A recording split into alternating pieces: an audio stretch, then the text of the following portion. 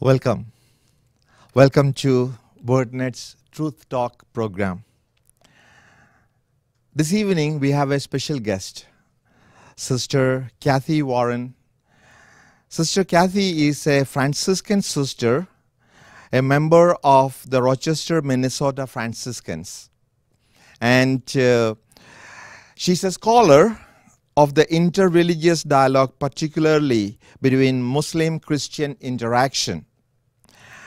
She holds a doctorate in ministry from the Graduate Theological Foundation in South Bend, Indiana. And presently, she is the director for the Office for Women Religious in the Diocese of San Diego.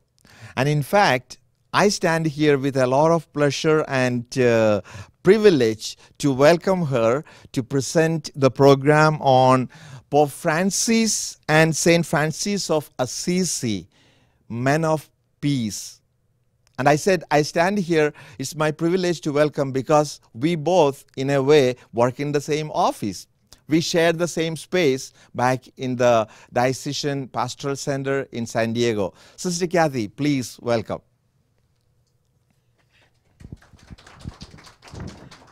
Thank you. Nice to have you. Nice to have you. Thank you, thank you. And it is my pleasure that the missions office welcomed me into their holy ground, their sacred space, so that I could have an office there at the diocese. And they're the best department in the diocese. There you go. So please, it's all yours now. Thank you. Thank you. Thank you very much. It's really my pleasure to be here tonight and speak with you about two of the men that I most admire and love in all the world, Pope Francis and Saint Francis. And I'm sure before too many years we're going to have a second Saint Francis up there. I know we have others besides Saint Francis of Assisi, but I think this guy is truly on that track as well. It's pretty obvious. So I'd like to begin this evening with some questions. And if you have a piece of paper and a pen or a pencil, you might just want to jot down your answer as I go through 7 questions with you. The first question is, you can answer, am I speaking of Pope Francis or Francis of Assisi? And the first question is, this Francis met with the leading Muslim leader of his day. Francis of Assisi or Francis of Rome? Question number 2.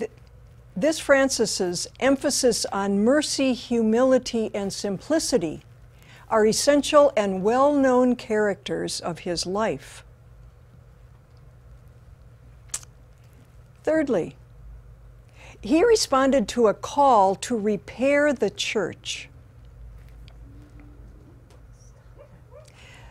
This one, his joy was or is contagious, bringing a new light and hope to the world. This Francis authored a text which begins, Laudato si, mi Signore, praise be you, my Lord. And this Francis has as priorities the poor, the planet, and peace. And lastly, this Francis preaches the gospel at all times, using words when necessary. Well, yes, I think you're all going to get an A+ or 100%. The similarities between Francis of Rome and Francis of Assisi are many. They are striking, and they bring a new refreshment and hope to our church and to our world. So what a delight for me to spend some time with you tonight reflecting on the powerful and challenging message proclaimed to us by Saint Francis and Pope Francis, an urgent and most timely message. Perhaps it would be good to begin on the very first day of Pope Francis's presentation to the world. Remember that balcony in St. Peter's Square? We have a pope. We have a pope, and his name will be Francis. People thought, oh, this is this Jesuit. The Francis must be Francis Xavier. And Pope Francis presented himself and said, his name is taken from the little poor man of Assisi, the man of peace. 3 days after his announcement was made, Pope Francis spoke to some 5,000 media representatives, and he said, after the conclusion of the voting, when I knew it was me, Cardinal Humes hugged and kissed me and said, don't forget the poor. So I chose the name Francis of Assisi, the man of poverty, the man of peace, the man who loves and protects the planet. How I would like a church that is poor and for the poor. That's the end of Francis's quote. By taking the name Francis, a name never before taken, our new Pope sent out a clear signal that this was not going to be a typical pontificate. For 800 years, no one had taken that name. Something was changing. We could spend hours reflecting on the similarities between Pope Francis and the mendicant friar from Assisi, but time does not allow for that. So let me offer a few of the ways I see commonalities, focusing on one major one toward the end of my talk, that of being a peacemaker, and then invite your own insights and or questions. First of all, one of the unknown priorities of St. Francis is his unequivocal emphasis on mercy. Each of his brothers was exhorted to be merciful, to always be merciful without exception. Francis didn't tell his brothers what to do or how to live. He expected them to listen to the Spirit for that direction. But one of the things he insisted on was that they always be merciful without exception. And we can talk about that further if you wish. But believe me when I say mercy was an essential element of the life, the spirituality of Francis. Why? Because God is merciful. And that mercy is what brings forgiveness, reconciliation, oneness, and peace to our world. That's the nature of God. Early in his papacy, after just 2 years, Pope Francis called for an extraordinary Jubilee year of mercy, calling the whole world to reflect on this characteristic of God. And his book, The Name of God is Mercy, is a must-read. Check it out. In that same year, 2015, Pope Francis issued the encyclical Laudato Si, based on the well-known prayer of St. Francis's, the Canticle of the Sun, or the Canticle of the Creatures. This song is well known, this poem is well known, and it has many sung versions. All creatures of our God and King, or the heavens are telling the glory of God. Many versions of that famous prayer to God. And it's Francis at his deepest spirituality. It was written right at the end of his life when everything for him was coming together into a unified understanding of God's oneness and goodness, presence in the world, and the goodness and the oneness that was meant to be for all the world, if we cooperate. All of that is celebrated in that wonderful prayer, the Canticle of Creation. Pope Francis's text, Laudato Si, is subtitled On Care for Our Common Home. And he invites every person on the planet, not just Christians, into the conversation about the needs of our planet and the conversion each person is called to in order to keep our precious home from being destroyed. His writing, rooted in the best scientific research, is a call to action for each one of us. His opening paragraph states, "In this canticle, St. Francis of Assisi reminds us that our common home is like a sister with whom we share our life, and a beautiful mother who opens her arms to embrace us. He then speaks of how Mother Earth needs our help to keep from destroying her. What a crucial priority for all humanity to address together. His encyclical Laudato Si on care for our common home is certainly a must-read. And today, as many of you probably know, September 1st is the beginning of the season of creation. Several years ago, Pope Francis called us to observe this season of focusing on our sister Mother Earth and care for her. It begins today and it ends on October 4th, the feast day of St. Francis. And in May of this year, he released a 7-year action plan to implement Laudato Si. And both the encyclical and the action plan are available on the internet if you haven't discovered them yet. So check them out and let's get busy. In 2020, Francis released another encyclical, Fratelli Tutti, Brothers, Sisters, All. And just as Laudato Si calls us to examine our relationship with Mother Earth and all of creation, Fratelli Tutti invites and challenges us to examine our relationship with the entire human family. Pope Francis writes, quote, "The saint of fraternal love, simplicity, and joy, who inspired me to write the encyclical Laudato Si, prompts me once more to devote this new encyclical to fraternity and social friendship. Francis felt himself a brother to the sun, the sea, and the wind, yet he knew that he was even closer, more deeply united to those of his own flesh. Wherever he went, he sowed seeds of peace, walked alongside the poor, the abandoned, the infirm, and the outcast, the least of his brothers and sisters." Guess what my third recommendation for your reading is? Yep, Fratelli Tutti. And this is the writing that I'm going to focus on for the rest of my time with you. Knowing ourselves as brothers and sisters to all is truly the only way to bring about peace in our world. I feel that, true to the ways of St. Francis, Pope Francis actually best proclaims his message, brothers and sisters all, not through his words, but through his actions.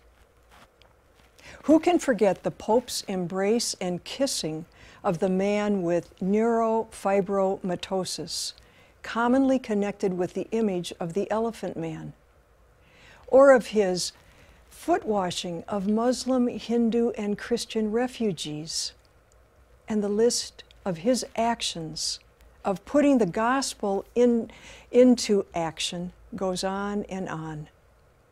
Let's consider again his namesake, St. Francis, his inspiration for Fratelli Tutti. It may be helpful to recall that the early dream of young Francis of Assisi to become a knight and fight in the Crusades changed drastically as he embraced the life of an itinerant preacher of gospel peace and penance. Peace and penance was his vocation in a nutshell. It was Francis's encounter with a leper early in his conversion that opened his eyes and allowed him to see as God sees, radically changing his ways of thinking and acting. Rather than seeing the leper as a repulsive menace to be avoided, as the people of his time did, by the grace of God, he saw a brother, a sister, to be loved and served. And thus was born Francis's vision of universal kinship, that everyone is brother, sister to the other. There are no exceptions. This vision of universal kinship eventually took Francis to encounter the Muslims and their leader, Sultan Malek al-Kamil. Although an undertold story for centuries, the story of the encounter between Francis and the Sultan is now being used to help build new understandings, new bridges and friendships, particularly with those who are deemed the other. This is a whole presentation on its own, as you might imagine. For our purposes, suffice it to say that in the year 1219, Francis traveled to the Levant on a crusader ship, and during a truce between the two armies, after a devastating, terrible battle and defeat of the Christians, the papal leader of the crusade reluctantly approved Francis's desire and request to enter into the Sultan's camp. Once there, we know that Francis and the Sultan conversed for several days, perhaps as long as 3 weeks, which was the length of the truce. Francis was obviously impressed by what he experienced among the Muslims. His writings and actions upon his return to Assisi testify to this. He never talked about it specifically, never, ever, but the words, the phrases, the suggestions he offered tell us that he was deeply impacted by what he experienced among the Muslims, including the way that they pray. What we know is that the encounter between Francis and Malek al-Kamil was respectful of each other and their religion, and that each truly listened to and learned from the other. There was a respectful openness to the other. Now, let's move from the 13th century to the 21st. Think of February of 2019, 800 years after St. Francis crossed the sea to visit the Sultan of Egypt. Another Francis traveled by plane to become the first pope ever to visit the Arabian Peninsula, the heartland of the Muslim world. Pope Francis accepted the invitation of Muslim leaders to attend an international meeting on human fraternity in Abu Dhabi. The goal of the meeting was to engage with Muslim leaders for the purposes of building peace and counteracting extremism. Think of what Francis of Assisi dealt with in his world. He wanted to build peace and counteract extremism on both sides.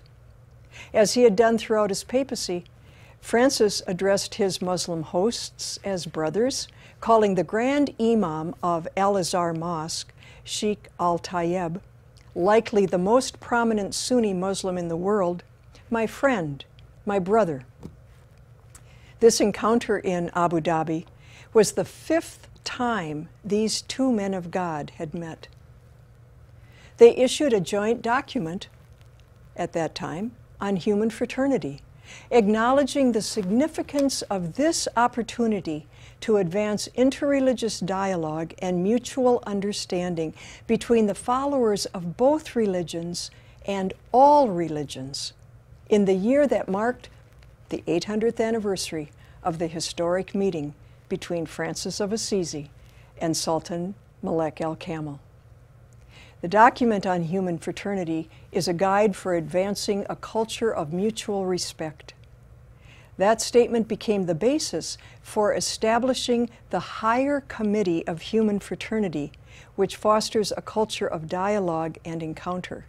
And if you want to read about some powerful efforts toward building a world of peace, Google the Higher Committee on Human Fraternity and see what they have been up to during the years since 2019. Upon his return to Rome, Pope Francis revealed that he was committed to writing his next encyclical on the same topic, human fraternity. In Fratelli Tutti, Pope Francis testifies that the demeanor of Francis and the Sultan, quote, not waging a war of words with each other aimed at imposing doctrines, but simply spreading the love of God, inspired this vision of a radically transformed society. It was needed at the time of Francis. It's desperately needed now. Pope Francis states simply, Francis of Assisi has inspired these pages. And I dare say, so has Sultan al-Kamil. For one does not dialogue, nor be a brother alone. Francis recognizes, quote, Imam al-Taib, with whom I met in Abu Dhabi, where we declared that God has created all human beings equal in rights, duties, and dignity, and has called them to live together as brothers and sisters. The encyclical continues, this action in Abu Dhabi was no mere diplomatic gesture, but a reflection born of serious dialogue and common commitment. They were both committed to bringing peace and understanding into our world at a whole new level. The present encyclical takes up and develops some of the great themes raised in the document that we both signed. So the encyclical Fratelli Tutti is really a deepening and an extension of the original draft of the human fraternity document. One commentary says that it's as though the encyclical was the work of 4 hands rather than 2. I cannot stress enough that Fratelli Tutti is something to do and to be, not just to read. Pope Francis says, I offer this encyclical in the hope that in the face of present-day attempts to eliminate or ignore others, we may prove capable of responding with a new vision of fraternity and social friendship that will not remain at the level of words. End quote. A new kind of world is needed, drastically needed. There are many with this hope, this dream. Thousands of them are at our borders, at borders around the world. In March of this year, Pope Francis again stunned the world by making his first international trip in over 15 months. The pandemic had hit. It kept him home. In the midst of a global pandemic, he took his message of peace and universal kinship to the people of Iraq and to the people of the world. One reporter called Francis's sojourn an absolutely beautiful and important example of nonviolence in action. After being met at the airport by the Prime Minister of Iraq, and children and dignitaries and all kinds of pomp and circumstance to welcome him, including dances, Francis was elated at such a reception. So were the children who did the dancing, I'm sure. All the people seemed delighted to welcome this pilgrim of peace to their country. Then he was hosted by President Salih at the Presidential Palace, where he spoke to a gathering of 150 politicians, civil servants, and diplomats. Francis said he had come to Iraq as a pilgrim of peace in search of fraternity. A pilgrim of peace. Remember, the vocation of Francis of Assisi was to preach peace and penance, to ask for forgiveness. And Pope Francis says, I come as a pilgrim of peace in search of fraternity. He also said he came as a penitent to beg heavenly forgiveness, mercy, for the destruction and the cruelty the country had experienced in the years since 2003. Each of the 6 cities he visited was decked out with welcome banners and signs of appreciation and love for this man of God who came to promote peace for the entire world. 90-year-old Ayatollah Sistani is widely recognized as Shia Islam's most influential leader. He's extremely reclusive and rarely grants meetings, but he made an exception to host Pope Francis. The Shia Muslim leader, al-Sistani, delivered a powerful message of peaceful coexistence, urging Muslims to embrace Iraq's long beleaguered Christian minority. The Ayatollah said, the religious authorities have a role in protecting the Christians, and that Christians should be able to live in peace and security with their full constitutional rights. He was very clear about that. Pope Francis thanked al-Sistani for having raised his voice in defense of the weakest and most persecuted during some of the most violent times in Iraq's recent history.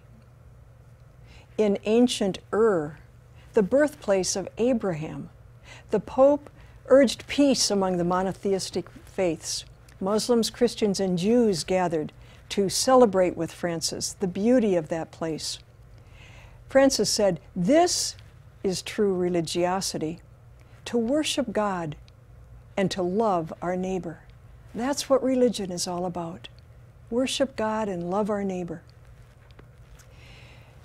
He said to the faith leaders, it was fitting that they come together in Ur, quote, "back to our origins, to the source of God's work, to the birth of our religions."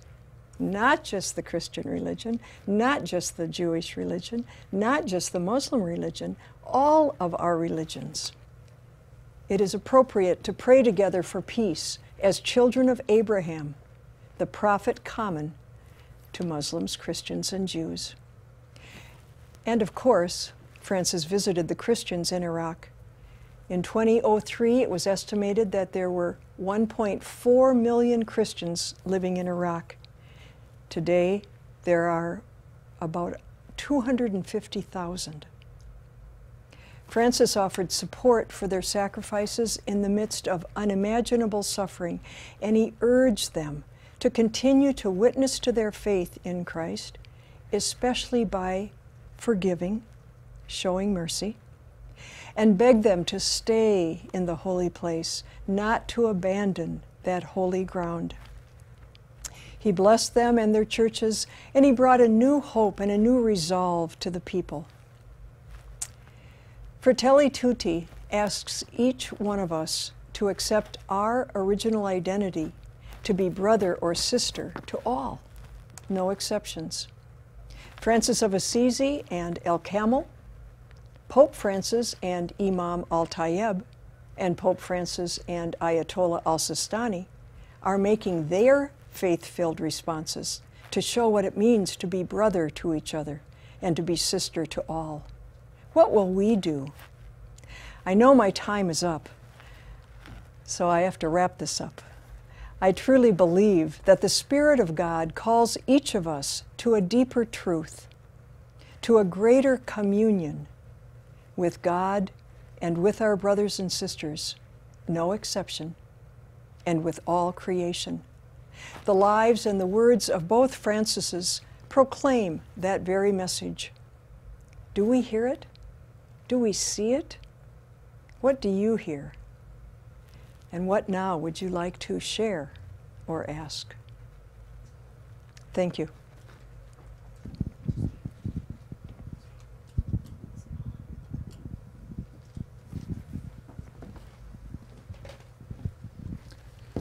Thank you, Sister Kathy, for that insightful and Franciscan truth talk. We'd like to thank Sister Kathy for this presentation, and we give her a round of applause. Oh. Thank you. We were informed, or we were all informed by Father Sony for our YouTube streaming viewers and our in-person live audience to think of some questions that might surge during the truth talk. So there are a couple of questions from our YouTube channel viewers. The first one is, in the present situation in Afghanistan, the Taliban calls for world attention. Could you comment on it based on Pope Francis's vision? Might as well start with the tough ones first, huh? But no, that's why this is so timely, and the message of Pope Francis and Francis of Assisi is so critical to proclaim. Pope Francis obviously wants to make peace with all people, and the Taliban are our brothers and sisters. I cannot tell you the kind of hatred that existed between the Muslims and the Christians at the time of Francis. Christians wouldn't even call the Muslims people. Many really believed they were subhuman creatures. They didn't have a dignity that belongs to every one of us humans made in the image and likeness of God. They were referred to as beasts. Now, many Muslims believe the same thing about the Christians. It's the way the worldview was at the time. Don't we find a similar situation today with the Taliban, and now we're finding out even worse than the Taliban, ISIS-K and the al-Qaeda and the other extremists. That's why Pope Francis repeatedly uses the word extremists. But the thing that we have to do is to believe that God is alive in each one of those. We can't doubt that. Our faith does not allow us to doubt that. And just like one of the more powerful and well-known stories of Francis of Assisi is all about Francis taming the wolf of Gubio, Francis went out in a very dangerous situation because this wolf was known to kill any human it came upon. And Francis went out in a very nonviolent way, not with any weapon at all, and talked to the wolf. Now, there's a lot of meaning behind all of that and what this really means. But Francis communicated and discovered, the story goes, that the wolf was killing the people because the wolf was hungry and had no food. Some people even suggest perhaps that it was a mother wolf who had to feed her little ones. Francis talked to the wolf and said, if the people of the town would make peace with you and promise to feed you, would you stop killing the people? And the wolf said, yes, I will. And the story goes, as it is written, that from that day, Francis brought the wolf inside the city walls, and the people loved the wolf, and the wolf became like a pet dog to the people. And when the wolf died and was buried, and they even know where the grave is, the people mourned. Such a good friend had the wolf become.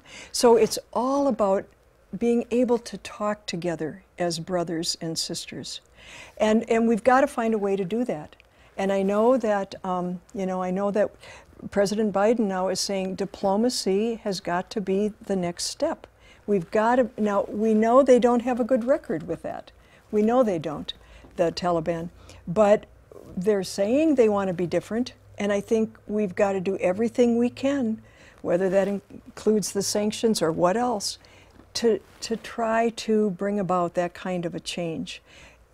More bombs is not going to bring about that kind of a change. We know that. Dialogue, understanding has got to be the way. You might just have answered the second question, but I'll go ahead and ask it. It says, how can we bring peace and reconciliation to an America that seems so divided? Oh, yeah. Wow, it's the same way, isn't it? It's true. We have to start talking with each other. I know so many of us have family members that we cannot talk about regarding politics and even church issues. And yet, I think we have to pray for the gift of dialogue, for the gift of understanding. And I really do believe that the way that Francis and the Sultan accomplished a peaceful encounter with each other was that they deeply desired to listen to the other and learn from the other. They didn't believe they had all the answers, and that not only all the answers, but the right and the only answer. There can't be right and only answers. There are many ways to understand the complex issues that we have to deal with today. And we have to be humble enough. That was another very common characteristic shared between Francis of Assisi and Pope Francis. Humility. Humility in the most profound and holy sense of the word. We have to be humble enough to know we've got a lot to learn. And many people, I would say, who cannot be our teacher? Who cannot be our teacher? So I think, again, it's the dialogue, and it's the patience, and it's the understanding, and it's forgiveness, forgiveness, forgiveness, forgiveness. Always be merciful. Okay, thank you for that information and for those answers.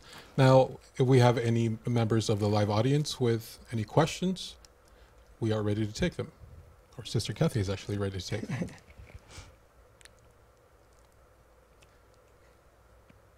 That question that keeps going around in your mind and in your heart. Or a comment, go. from the live audience. I was thinking,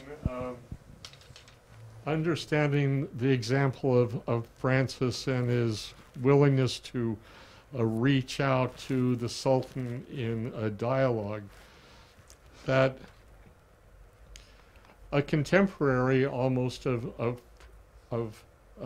Francis was also Saint Bernard, the great Cistercian saint, and yet he preached the Crusades, and this struggle to arrive at the same understanding as to how to apply the gospel to circumstances in the world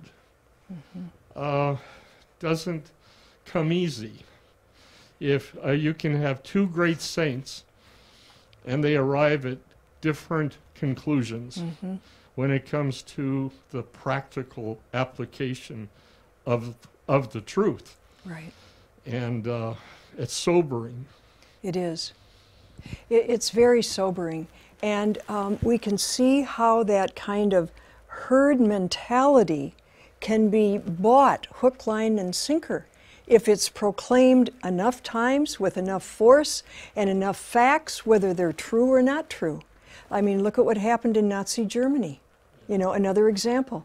But in the same way, the church was behind the Crusades, you know, with all its power and might and finances and preaching. You know, they recruited excellent preachers to go out and say, we need you, we need you, we need you to enlist. And if you can't go, you know, the church even promised indulgences for the first time ever. A plenary indulgence was offered to laity for the first time ever for people not only who went and fought in the Crusades, they didn't even have to die, but of course if they died they were assured of heaven, but people who stayed back and worked the farm or even offered a monetary contribution to the Crusades were promised a plenary indulgence. So we can really get off track. And that's why Francis said, the only person who can really be the director or the leader of my group of friars, he didn't want to start a group, but that's what happened. People were attracted to his messages of peace and of change of behavior or conversion, metanoia. They were very much attracted to that. But he said, the real leader of our group is the Holy Spirit. And it's up to each one of us to listen to the Spirit and then do what the Spirit does. But we have to talk about what we're hearing from the Spirit to keep each other honest. And that, you know, we need to do more of those kinds of conversations with each other too, so that we don't get ourselves off the edge. And we can have conversations that will lead us to deeper truth and to light and to joy and to peace in the world, yeah. But it's really true. That's a perfect example of you know, two saints and the kinds of messages. Bernard of Clairvaux did a fabulous job with lots of encouragement for how to develop a spiritual relationship with God. But boy, on the topic of the Crusades, I beg to differ. I have to differ with him. Yeah, yeah. He's the one who said, when you go to the Crusades and fight, don't even worry about if you kill someone on the battlefield, because if you kill a Muslim, you're not really killing a human being. You're killing evil, a doer of evil. So it wasn't homicide, it was malicide. But see how we can talk ourselves into some of that. But no, it's not true. All of us are made in the image and likeness of God and are deeply loved by God.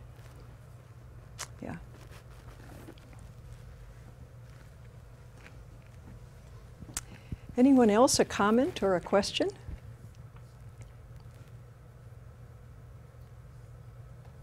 I won't keep this one to myself, because this one's, it's pretty sensitive. One of the 13 servicemen and women that died in the attack will be buried in our, the family is a member of our diocese, one of the parishes in the low desert in the Diocese of San Bernardino. What would you tell, in light of St. Francis of Assisi's charism and mission, and Pope Francis's charism and mission as the Pope, what would you tell to the parents of each and every single service member who died, for them not to harbor any hate or bitterness? Grief is unavoidable. It's natural, normal, and necessary. Yes. But hate Yeah. isn't. What would Yeah. you tell those parents? Wow. First, I would say, thank you for raising a son or a daughter who was motivated to make this world a better place. That's exactly what we need in our world. People who will, I've heard a number of those parents speak about he was doing exactly what he wanted to do. She was doing exactly what she wanted to do. And think of the picture of one of the women holding the baby in her arms and saying, writing home, saying, I love my job. I would say thank you for raising a son or a daughter who wanted to make the world better. And thank you for being willing to give them up at the risk of their life, which now they have had to offer. I would say your grief is profound, and I certainly can't imagine what that is like. But if you could just entertain the fact that the love that they loved with and the love that they died offering for the good of other people and their freedom and their lives, that love will continue to have an impact in the world. It will. We have to believe that. This is a faith journey, and it's a faith reality. And I think we have to believe that when we have that kind of love alive in us and we're willing to share it, it will make a difference, as hard as that is to understand. I think that's something what I would say. Thank you for that answer, Sister Kathy. Okay, if there are no more questions from our live streaming YouTube channel audience or our in-person audience, we'd like to thank Sister Kathy Warren for her Truth Talk presentation. We appreciate the message that you bring to us, and we'd like to also thank you, the viewer, for joining us for this Truth Talk. God bless. And thank you, and I want to say to all of you and all of you who are on screen, may God give you peace.